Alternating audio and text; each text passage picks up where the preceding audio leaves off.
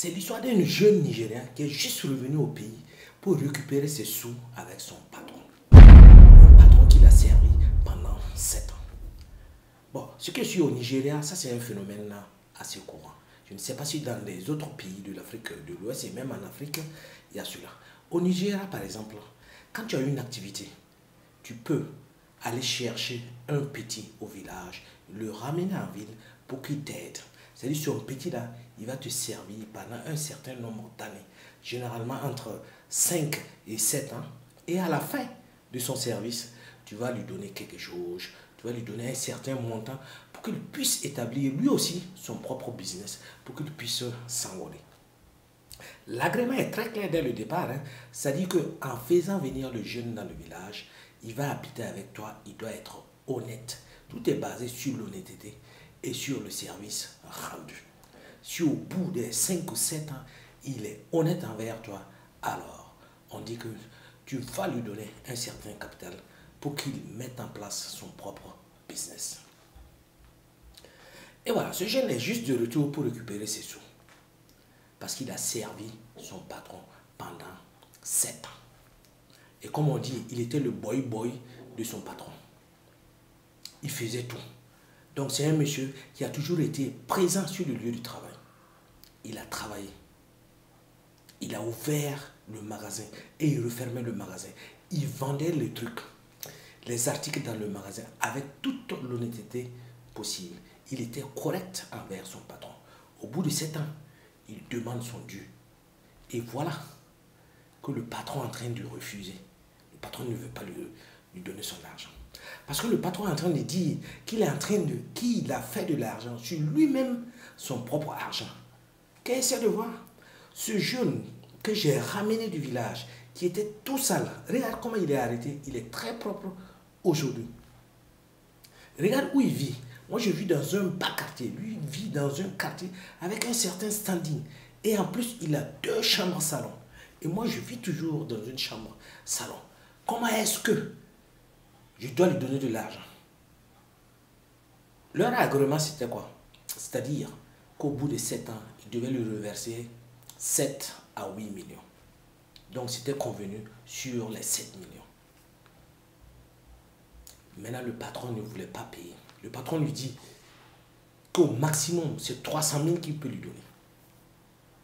Est-ce que ça, c'est pas de la méchanceté? C'est-à-dire que tu prends quelqu'un sous ta coupe qui t'a aidé à travailler. Et ce jeune dit que dans ses services, il n'a jamais rien volé au patron. Et en face de lui, il lui dit, est-ce que ton argent s'est déjà perdu? Dans ta comptabilité, est-ce qu'il manque quelque chose? Pendant 7 ans, je t'ai servi loyalement. Pendant 7 ans, je n'ai rien dérobé. Et au bout de ces 7 ans, tellement je travaillais bien, nous avons ouvert un autre magasin en plus. Donc de 2 magasins, nous sommes passés à 3 magasins. Juste pour dire le courage et l'envie qu'il a mis dans ce business-là, qu'il voulait apprendre. Parce que quand même, c'est un phénomène, c'est un système qui est très intéressant. C'est-à-dire, au bout de 7 ans, le jeune qui arrive va apprendre le métier, comme on dit. Il va apprendre le métier, il va apprendre les différents rouages. Donc, au bout de 7 ans, quand il gagne son petit capital, il sait exactement ce qu'il a à faire. Il sait comment bouger. Il sait comment se mouvoir pour que son business aille de l'avant. Et lui, à son tour aussi, va entraîner une autre personne qu'il va former pour que cette personne aussi puisse avoir un autre business. Ce que au Nigeria, c'est quelque chose d'assez fréquent. Il y a une communauté qui le fait très remarquablement. Maintenant, dans les autres pays de l'Afrique de l'Ouest, même de toute l'Afrique, je ne sais pas s'il y a ce phénomène. Mais ce que je suis dans les commentaires, vous pourrez toujours me dire si dans votre pays, cela se passe ou pas. Donc le boss dit non, c'est pas possible. Il est en train de faire de l'argent sur mon propre argent. Ça, c'est de la méchanceté. C'est-à-dire, il y a un phénomène aussi en Afrique qui, quand même, qu'il faut dénoncer. Parce que l'Africain a du mal à accepter qu'une personne à qui il a donné un coup de main puisse devenir quelqu'un de mieux que lui. Que cette personne soit au-dessus. Je dis non. Moi, je suis un grand battant. Quand je dois aller ouvrir le magasin, je pars, j'ouvre le magasin, je travaille. Quand j'ai fini mon travail, j'ai mes autres business que je suis en train de courir. Il y a des personnes que j'ai rencontrées. J'ai des amis qui m'ont introduit également dans d'autres business. Ok? Je suis en train de faire ces business. Voilà pourquoi j'ai ce niveau de vie-là. Mais j'ai dit, le patron, ton problème même à quel niveau, s'il a ce niveau de vie? Toi, ce qui t'intéresse, c'est quoi? Tu as amené quelqu'un pour qu'il fasse un travail pour toi. Le gars a rempli son travail, il a fait son travail. À la fin, paye-lui son argent, il va s'en aller. Il faut lui payer. Pourquoi tu refuses?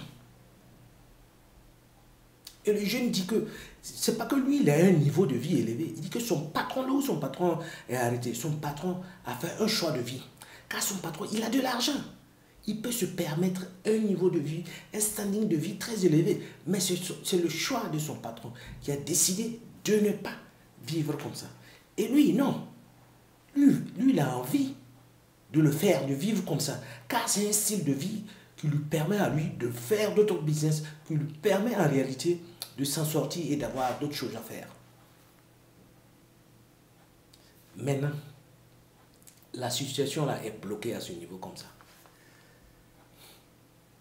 Donc on a invité gentiment le patron à revoir avec toute sa comptabilité, faire le point de toute sa comptabilité, vu qu'il l'affirme, il dit qu'il a un comptable, de faire le point de la société et de voir si pendant ces 7 ans-là que le jeune homme l'a servi, s'il a perdu de l'argent ou pas. S'il n'a pas perdu de l'argent, ça veut dire que le jeune l'a servi d'une manière loyale, sans problème.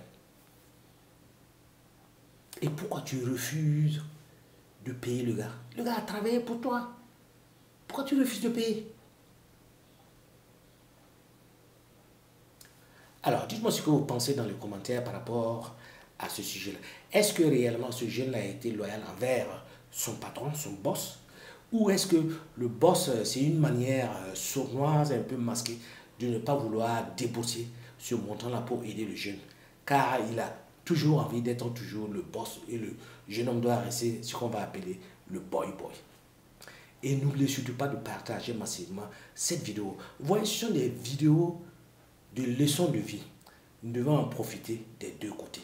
Que ce soit du côté des patrons ou même ceux qui viennent pour travailler avec vous.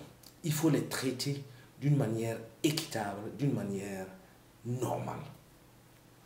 À la prochaine.